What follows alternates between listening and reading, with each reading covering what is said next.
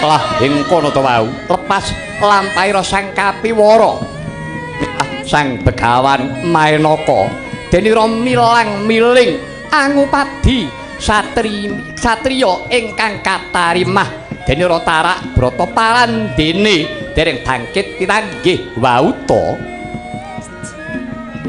ora kaya kang ana ing alam antara nenggih sang Kumbakarna ingkang wis abadan sukma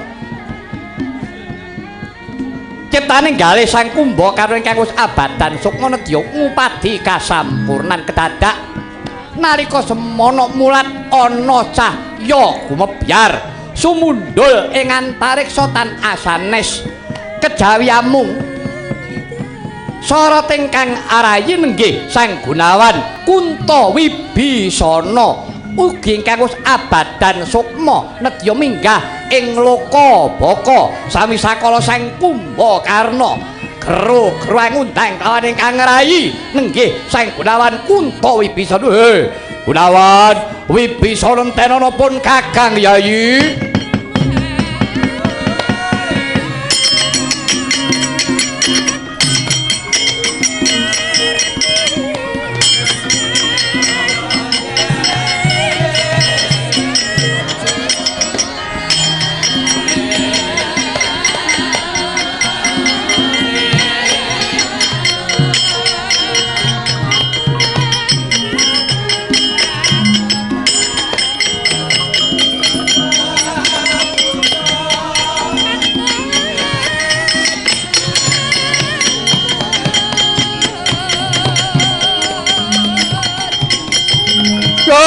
Gunawan, adikku di,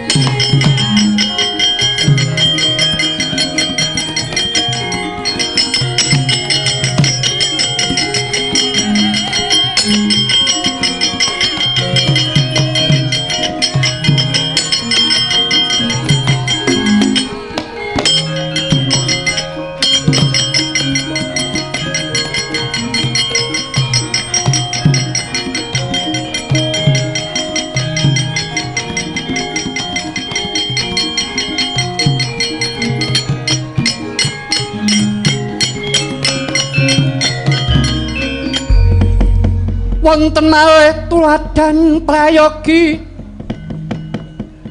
satriya gung nagari ngalengka sang Kumbakarna arane turiku warna diyu suprandene gayo utami wiwit prangalengka ngenya darbe atur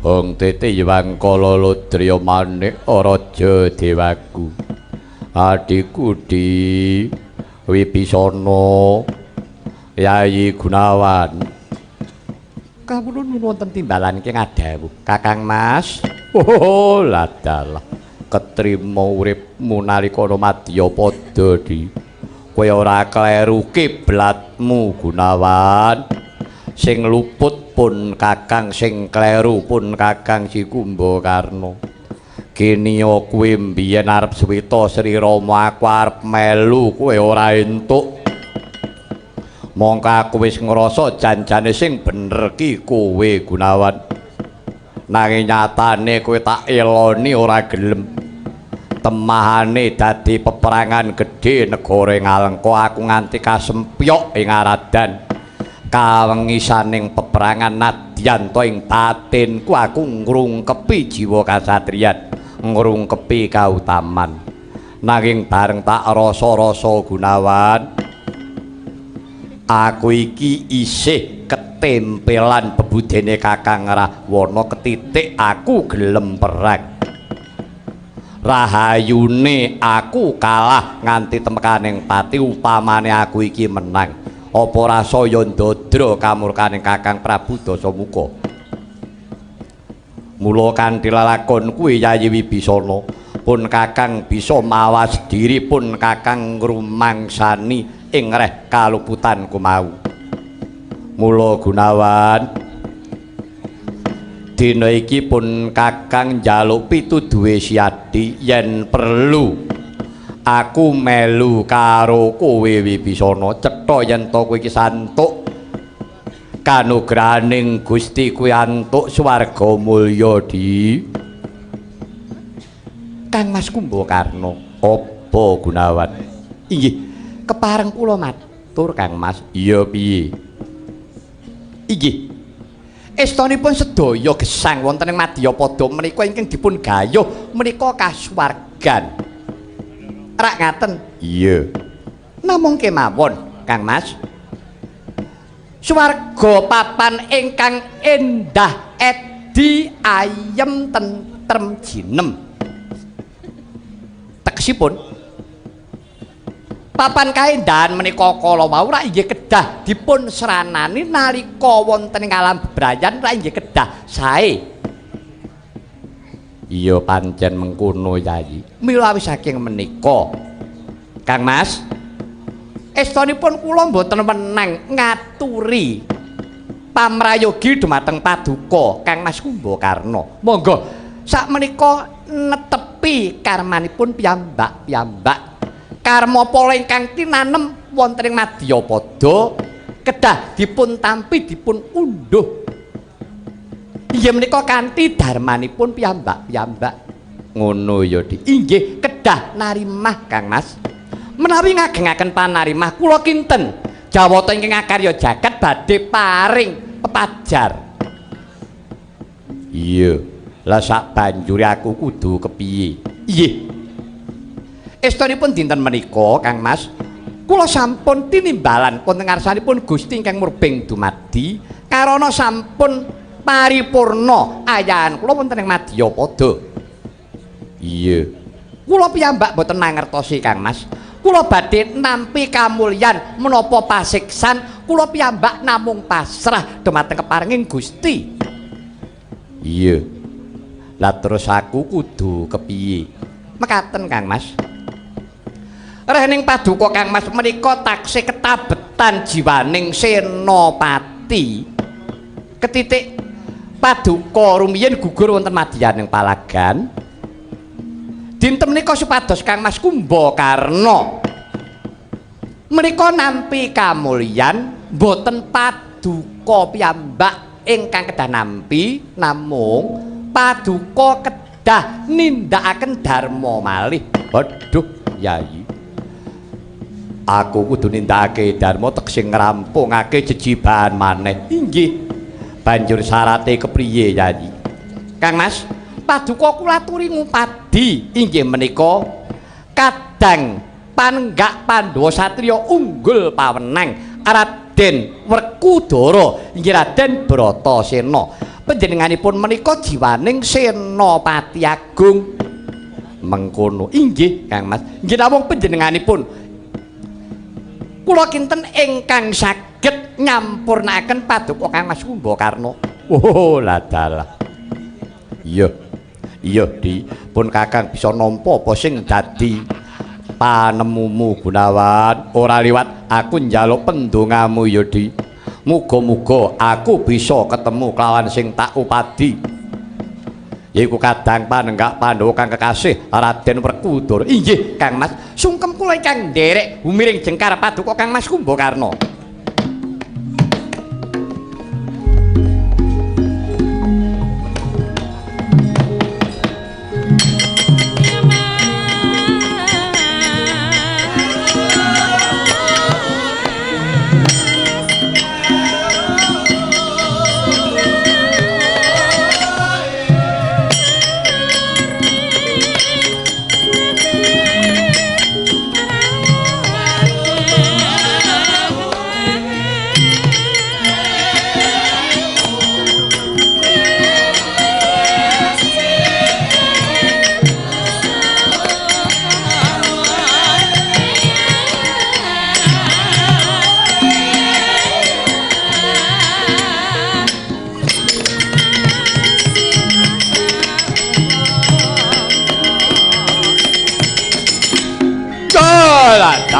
Wah.